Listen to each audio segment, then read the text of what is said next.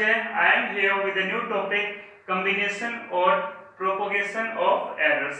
In the previous lecture, we have already discussed about error and its types, as well as we have discussed about absolute error, mean absolute error, relative error and percentage errors. और वहां पे हमने कुछ numericals भी किए थे, आपको अच्छे से आते भी होंगे। तो हम यहाँ पे देखते हैं कॉम्बिनेशन और प्रोपोगेशन ऑफ एरर्स। इसका मतलब क्या होता है प्रोपोगेशन का? इसका मतलब होता है फैलाव, किसी भी चीज का फैलना। ठीक है, तो मतलब यहाँ पे किस प्रकार से मान लें तो कोई एक ऑब्जेक्ट है, ठीक है, हमने उसके लेंथ को मेजर किया, देन ब्रेथ को मेजर किया, दोनों की आपके पास एक ये वैल्यू आ गई। ठीक है, और उससे अगर हम इसका एक रिजल्ट निकाल, मतलब सपोज हमने यहाँ से फाइंड आउट कर लिया एरिया। ठीक है, तो एरिया में जो भी एरर आएगा, एरिया में जो भी एरर आएगा उसको हम यहाँ पे बोलेंगे प्रोपोगेशन ऑफ एरर्स। ठीक है, तो एक यहाँ पे एग्जांपल की मैं बता रहा हूँ। मान लीजिए आपके पास दो ऑब्जेक्ट हैं, ठीक है, क्यूब के फॉर्म में, एक इसको मान लेते हैं और एक यहाँ पे इसे मान लेते हैं क्यूब के फॉर्म में, ये भी है। इसका अगर हमने वॉल्यूम मेजर किया तो ये मेजर किया suppose V1 and it is equal to 5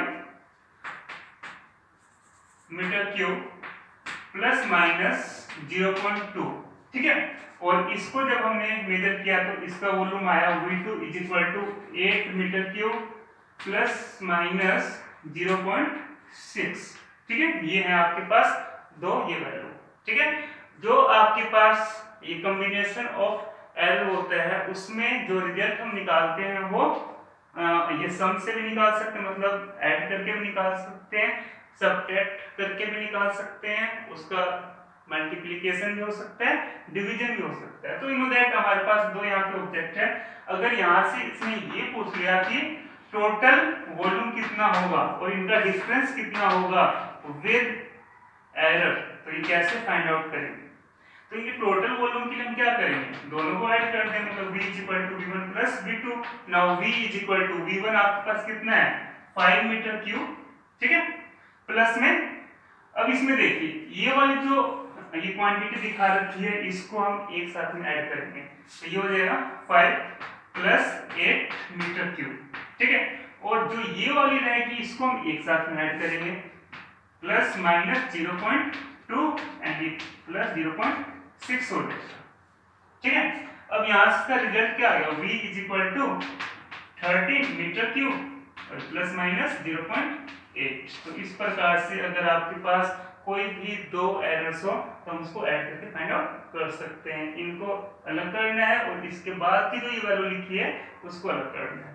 अब अगर इनका डिफरेंस अगर हम निकालें तो देखिए क्या होगा, V इज इक्वल टू क्या करेंगे, जिसकी वैल्यू ज्यादा है उसमें से एक कम वाले को माइनस कर देते हैं, इसकी क्या है ज्यादा है ना इस वाले से, तो क्या होगा V2 माइनस V1।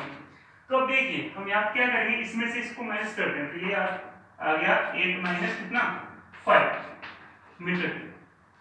बट अब यहाँ पे एक बात आपको याद रखनी है, क्या कि जो आपके पास एरर की वैल्यू है मतलब 0.6 एंड 0.2 ये डिफरेंस में भी ऐड होंगे, मतलब याद रखना है क्या, errors will be added. Error जो है वो क्या होंगे, हमेशा ऐड होते हैं, एरर कभी सब्ट्रैक्ट हो ही नहीं सकता। ठीक है, इसीलिए आपको याद क्या रखना है, एरर जो आएगा वो हमेशा क्या होगा ऐड। तो नो दैट यहाँ पे क्या लिखेंगे 0.2 प्लस 0.6, तो आपके पास रिजल्टेंट क्या है V is equal to 3 metre cube और प्लस माइनस 0.8। ठीक है, तो ये आ जाएगा डिफरेंस में। एक और मैं यहाँ पे एग्जांपल लेता हूँ, उसके थ्रू बताता हूँ कैसे कर सकते हैं। जैसे हमने यहाँ पे बताया कि दो रेजिस्टेंस है आपके पास, ठीक है, नेक्स्ट क्वेश्चन में क्या है, दो रेजिस्टेंस है, एक बता दिया R1 ये इक्वल है आपके पास 5 ओम प्लस माइनस 0.3। ठीक है, और R2 आपको बता दिया यहाँ पे ये है suppose 2 ohm plus minus 0.5। Calculate total resistances in series. मतलब सीरीज में टोटल रेजिस्टेंस कितना होगा, क्या फॉर्मूला होता है सीरीज का रेजिस्टेंस का, R = R1 + R2, यही होता है ना फॉर्मूला। तो ये है R1 और ये R2, इसको हम किस प्रकार से ऐड कर सकते हैं with error limits. You know that R = R1 इसके इक्वल है, तो यहाँ क्या होगा 5 और साथ में ये ऐड हो जाएगा 2, ठीक है, प्लस माइनस, और ये दोनों क्या हो जाएंगे ऐड हो जाएंगे, सिंपल से 0.3 और प्लस 0.5, रिजल्ट क्या हो गया R = 7 ohm and plus minus कितना हो गया 0.8। तो ये आपके पास रिजल्टेंट आ जाएगा, ठीक है। तो अब इसको किस प्रकार से लिखना है आपको, वो मैं यहाँ पे लिखने जा रहा हूँ। मतलब ये जो ये फॉर्मूले हैं ये कहाँ से आते हैं वो हम देखते हैं, ठीक है। तो अब आपको नोट भी करना है, तो इसमें आप लिखोगे एरर्स इन द सम के लिए करेंगे, फिर सब्ट्रैक्शन के लिए करेंगे, उसके बाद डिवीजन के लिए, मल्टीप्लिकेशन के लिए, ठीक है। तो फर्स्ट हम यहाँ पे करते हैं सम के लिए, ठीक है। तो यहाँ पे देखिए सम के लिए लेट हम यहाँ पे ये कंसीडर कर लें कि आपको ये गिवन है z = a + b। मतलब हमने बता दिया यहाँ पे हमारे पास क्या है, दो वैल्यू है और उसका रिजल्टेंट हमको दे रहा है z, ठीक है। अब देखिए आपको यहाँ पे मानना है कि delta a and delta b ये है आपके पास क्या एब्सोल्यूट एरर। कौन से एरर, एब्सोल्यूट एरर, मतलब इसके साथ में जो चेंज होकर आएंगे, ठीक है। अब इसमें लिखे मेजर्ड वैल्यू ऑफ a, अगर a की जो ये वैल्यू है वो हमने मेजर की है, तो वो आपके पास कितनी आई है, वो आपके पास आई है delta a and measured value of b, b के लिए जो मेजर किया है वो है डेल्टा b, ठीक है। अब इसको इसके साथ में लिखें, तो यू नो दैट जब हमने इसको मेजर किया तो ये आया, तो इसमें भी क्या होगा चेंज होगा ना, तो z के साथ में क्या आ जाएगा plus minus delta z, it is equal to a के साथ में इतना चेंज हो रहा है, तो यू नो दैट यहाँ पे आप क्या लिख दोगे, यहाँ लिख दोगे a प्लस माइनस डेल्टा, ठीक है, और b के साथ में क्या आ जाएगा b plus minus delta b, ठीक है, लिख लो इतना। मतलब a जो है आपके पास मेजर ये वैल्यू a के साथ में ये ऐड हो जाएगा और b के साथ में ये ऐड हो जाएगा, ओके। अब यहाँ पे देखिए क्या लिख सकते हैं इसको, z plus minus delta z। अब यहाँ से a और b को एक साथ में लिखें तो a प्लस b हो जाएगा, ठीक है। अगर इसको इक्वेशन फर्स्ट मान लें तो आपके पास यहाँ पे रह जाएगा प्लस माइनस डेल्टा a और प्लस डेल्टा b, ठीक है। अब देखिए a प्लस b ये किसके इक्वल है, हमने ऊपर लिखा था a प्लस b z के इक्वल है, तो यहाँ पे क्या है z। Now z plus minus delta z, it is equal to यहाँ पे क्या आ गया z के इक्वल हो जाएगा, और प्लस माइनस डेल्टा a और प्लस डेल्टा b। अब z से z कैंसिल आउट हो जाएगा, ठीक है। तो अगर एडिशन होगा तो आपके पास आंसर क्या आएगा, delta z is equal two plus minus delta a और प्लस डेल्टा b। तो ये आपके पास रिजल्टेंट हो जाएगा। इस प्रकार से अगर दो आपके पास अलग अलग एरर्स हैं और उनको ऐड करके लिखना चाहें तो ऐसे लिख सकते हो, ठीक है। इसको और आप क्या लिख सकते हो, इसको लिख सकते हो delta z is equal to delta a plus delta b, ठीक है। यू नो दैट इसमें एक बात आपको याद रखनी है कि इसका ये मतलब है मैक्सिमम एब्सोल्यूट एरर, तो वो किसके इक्वल है, तो उसको सेंटेंस में लिखना चाहें कैसे लिखोगे, इसमें लिखोगे द मैक्सिमम एब्सोल्यूट एरर, किसमें हम निकाल रहे हैं, सम में निकाल रहे हैं, एडिशन में निकाल रहे हैं, the maximum absolute error of sum is equal to the sum of absolute errors in the individual measurement, ठीक है।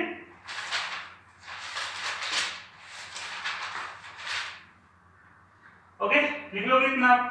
मतलब इसका है क्या, इसका ये मतलब है कि जो हमने यहाँ पे मैक्सिमम एब्सोल्यूट एरर निकाला है वो किसके इक्वल है, सम ऑफ, सम है ना यहाँ पे ये दो का, किसका, डेल्टा ए का और डेल्टा बी का, यू नो दैट, उसको हम यहाँ पे क्या बोलेंगे, इंडिविजुअल मेजरमेंट, क्या बोलेंगे, इंडिविजुअल मेजरमेंट। तो उनका जो सम होगा वो जेड के इक्वल होगा। तो इस प्रकार से अगर एडिशन के जो क्वेश्चन वो आपको करने हैं, ठीक है।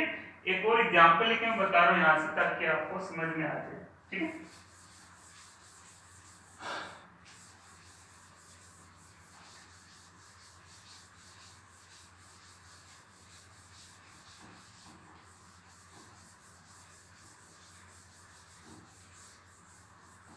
तो एक एग्जांपल लेते हैं एडिशन के ऊपर, कैसे करेंगे वो देखते हैं।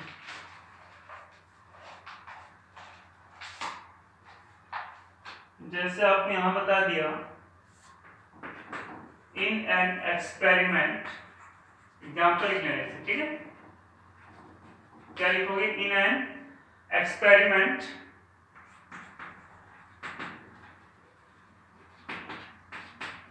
टू capacities measured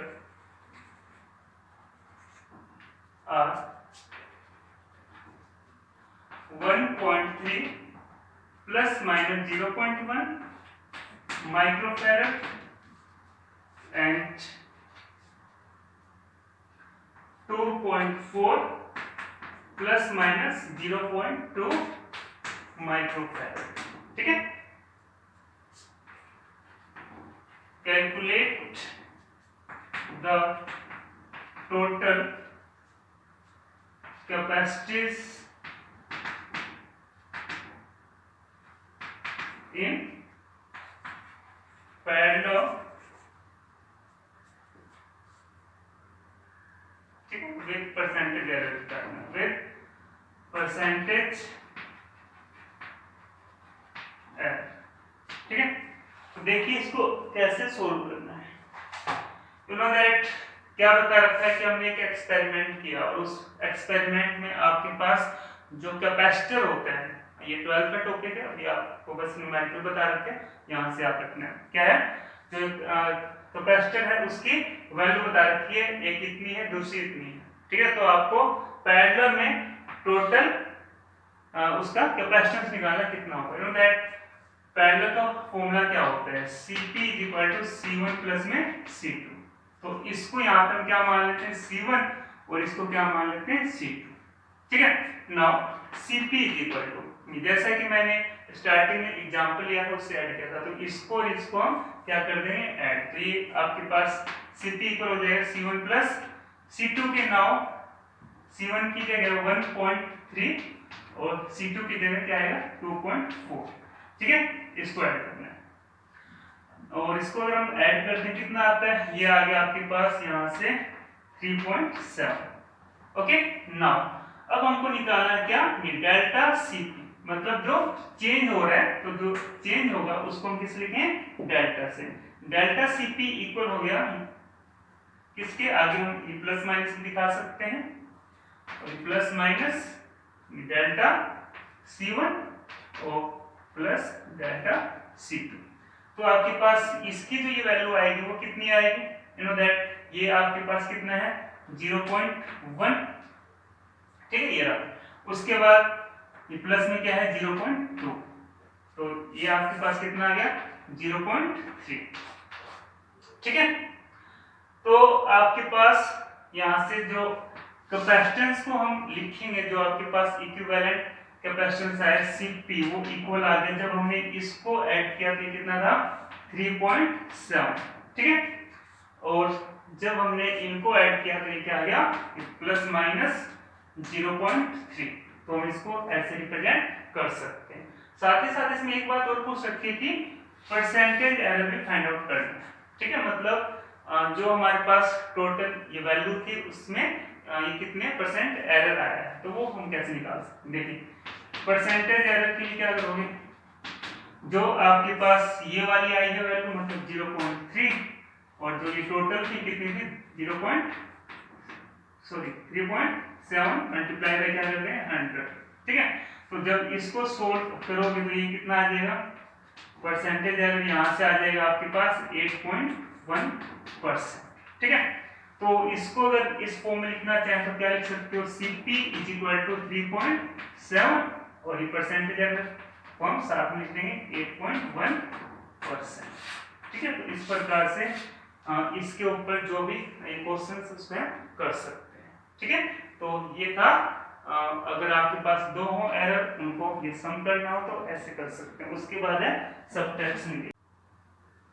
अब यहाँ पे देखिए एरर इन डिफरेंस, अगर हमको ये डिफरेंस में एरर निकालना हो तो वो हम कैसे फाइंड आउट कर सकते हैं। मैंने स्टार्टिंग में एग्जांपल बताया था, बट इसको ये कैसे लिखना है यहाँ देखते हैं। दैट लेट यहाँ पे हम कंसीडर करते हैं z = a - b, मतलब दो आपके पास क्वांटिटी है उसको सब्ट्रैक्ट करना है, तो हम यहाँ लिखेंगे z = a - b। हमारा जो लास्ट टॉपिक था हमने वहां पे लिखा था z = a plus B, because वहां पे हमको ऐड करना था, यहाँ पे सब्ट्रैक्ट करना था, इसलिए हम माइनस आ जाएगा। नाउ हमको अब यहाँ पे मानना है कि एब्सोल्यूट एरर क्या होंगे। एब्सोल्यूट एरर्स आपके पास हो जाएगा delta A and delta B. ठीक है, अब हम इसमें लिखेंगे measure absolute value of A. तो ए के लिए अगर हम absolute measure value find out करेंगे तो क्या हो जाएगा, ए आपके पास तो रहेगा ही, साथ में ये और ऐड हो जाएगा क्या, ए प्लस माइनस डेल्टा ए। ठीक है, उसी प्रकार से अगर हम बी के लिए मेजर करें तो वो क्या हो जाएगा, B plus minus delta B. ठीक है, अब अगर हम इसको यहां पे रखें तो इसका रिजल्टेंट क्या आएगा, Z plus minus delta Z. ठीक है, and it is equal to, ये इक्वल होगा किसके, ए की रखनी है ना वैल्यू, तो ए आ जाएगा ए ये प्लस माइनस डेल्टा ए, और ये सब्ट्रैक्शन है तो यहाँ पे क्या आएगा, माइनस आएगा, और ये हो जाएगा बी। ठीक है, अब देखिए बाहर ये माइनस है बट यहाँ पे क्या है, ऊपर है प्लस और नीचे माइनस, तो माइनस ऊपर हो जाएगा प्लस नीचे हो जाएगा, और यहाँ पे क्या आ जाएगा डेल्टा बी। ठीक है, अब देखिए क्या लिख सकते हैं, z plus minus delta z। अगर a और b को हम एक साथ लिखें तो a माइनस b, और अगर यहां से इसको कॉमन निकालें प्लस माइनस हो जाएगा, अंदर क्या रह जाएगा delta a plus delta b। Know that ये किसके इक्वल था, ये इक्वल था किसके, z के, तो मैं इसको यहां से इससे ये कैंसिल आउट कर सकता हूं, a माइनस बी इक्वल किसके, z के, तो यहां से z के साथ ये कैंसिल आउट हो जाएगा, क्या रहेगा delta z plus minus and it is equal two plus minus delta a plus delta b के इक्वल होगा। और इसको आप क्या लिख सकते हो मैं यहाँ बता देता हूँ। यू नो दैट अगर हम इनको हटाएं तो आपके पास एब्सोल्यूट एरर टोटल कितना आ जाएगा, delta z is equal to delta a plus delta b, ये भी लिख सकते हैं। ठीक है, तो ये डेल्टा z जो लिखा हुआ है ये है आपके पास मैक्सिमम एब्सोल्यूट एरर। तो यहां से आपको एक सेंटेंस याद रखना है, क्या, the maximum absolute error is the sum of absolute error in individual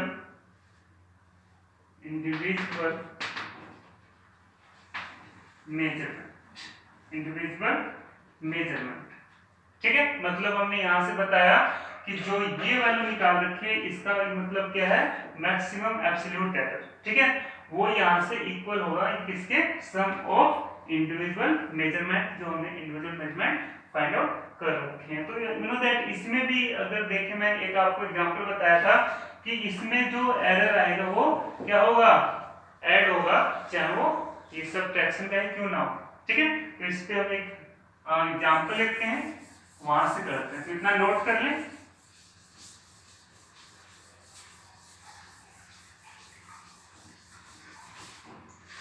तो एग्जांपल लेते हैं, तो देखिए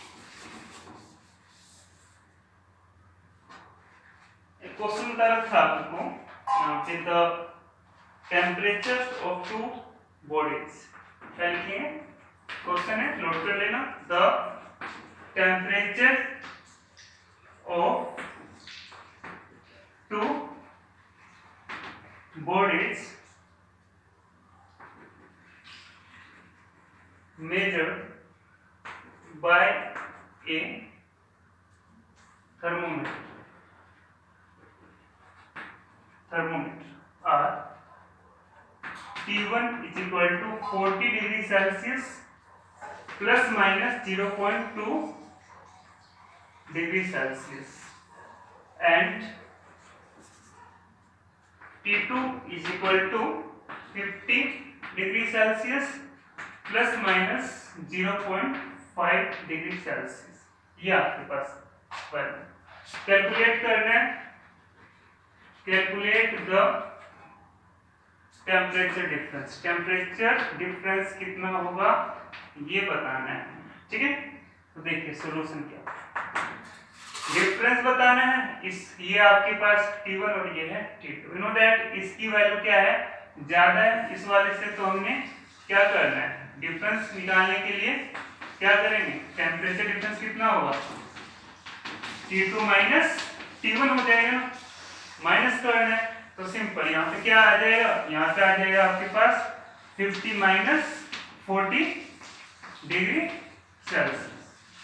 यू नो दैट अभी हमने यहाँ पे जो ये फॉर्मूला लिखा था, जो एरर होते हैं वो तो होते हैं ऐड, बट ये वाली जो ये वैल्यू होती है वो सब्ट्रैक्ट होती थी, तो यू नो दैट ये तो हो जाएंगे यहाँ पे सब्ट्रैक्ट, तो ये कितना आ जाएगा 10 डिग्री सेल्सियस। अब बात रहेगी इसके एरर की, तो ये टेम्परेचर डिफरेंस जो है डेल्टा टी, ये किसके इक्वल होगा, ये इक्वल होगा ये प्लस माइनस, ठीक है, डेल्टा T2 या T1 ये प्लस डेल्टा T2, यही था ना फॉर्मूला डिफरेंस में, जब हमने फाइंड आउट किया था तो उसमें भी ऐड होता है, तो आपके पास कितना आ जाएगा, इसकी वैल्यू यू नो दैट ये जो वैल्यू होगी वो ऐड हो जाएगी, चाहे हम डिफरेंस भी कर रहे हैं, तो बिकॉज एरर हमेशा क्या होते हैं ऐड, तो 0.2 प्लस 0.5, इसमें ये डिग्री सेल्सियस में कितना आ जाएगा 0.7 डिग्री सेल्सियस, ये आ गया ना।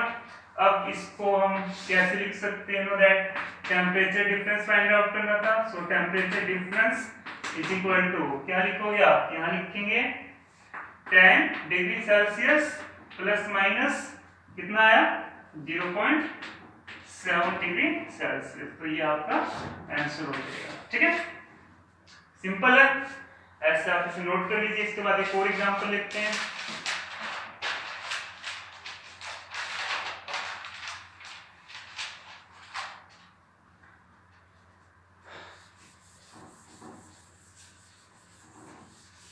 सिंपल से रूल है, जितने न्यूमेरिकल्स निकालोगे उतने आपको आएंगे, बट आपको सोल्व करके को देखना पड़ेगा। ठीक है, देखिए नेक्स्ट क्वेश्चन इसमें बता रखा है क्या, if initial temperature of water का क्या बता दिया इसने, इनिशियल टेम्परेचर बता दिया, वो है आपके पास कितना 40.6 प्लस माइनस 0.2 डिग्री सेल्सियस।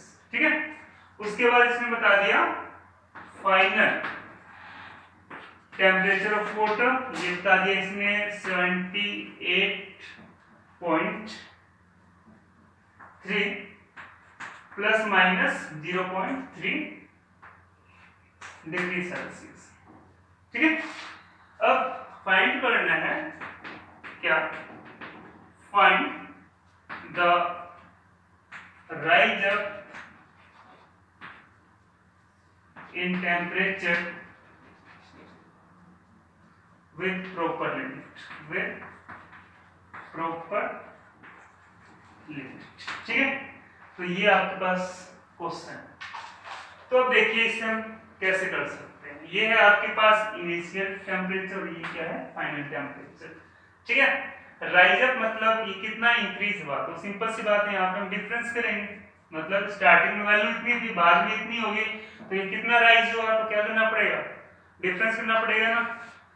तो देखते हैं कि यहाँ पे इसका ये टेम्परेचर डिफरेंस कितना है। हम टेम्परेचर को रिप्रेजेंट कर रहे हैं क्यू से, Q plus minus delta Q, it is equal to you know that temperature का डिफरेंस निकालना है, मतलब राइज अप कितना होता है। तो सिंपल सी बात है, इसमें इसको माइनस कर दें, 78.3 माइनस 40 पॉइंट क्या हो जाएगा 6। ठीक है, और in degree Celsius plus minus जो ये वाली एरर्स होते हैं वो आपस में ऐड हो जाते हैं, तो 0.2 प्लस क्या हो जाएगा 0.3, कितना आ जाएगा आपके पास, यू नो दैट इसका जो ये टेम्परेचर आया, मतलब राइज अप टेम्परेचर कितना आया, राइज अप टेम्परेचर अगर इसको सब्ट्रैक्ट करते हैं तो कितना आएगा 37.7, और इन डिग्री सेल्सियस में आने देखते हैं, प्लस माइनस ये कितना हो जाएगा 0.5, तो ये आपके पास आ जाएगा राइज अप टेम्परेचर। ठीक है, तो ऐसे जो भी न्यूमेरिकल्स हैं, चाहे सब्ट्रैक्शन के हो चाहे एडिशन के हो, आप जो भी मैंने रूल्स यहाँ पे बताए हैं इस रूल से निकालोगे तो इजीली निकल जाएंगे। आपको कोशिश करनी है मैक्सिमम न्यूमेरिक्स निकालने की अपने आप, जो भी आपके बुक्स में है। ठीक है, उसके बाद जो हमारा नेक्स्ट लेक्चर होगा उसमें हम टॉपिक करेंगे मल्टीप्लिकेशन से रिलेटेड एंड डिवीजन से रिलेटेड, और ये पावर के भी हैं वहां से भी कर लेंगे। ठीक है, तो हमारा आज का ये लेक्चर इतना ही है, आप इसको अच्छे से नोट करें और अच्छे से न्यूमेरिकल्स अपने आप निकालें। ठीक है, थैंक यू।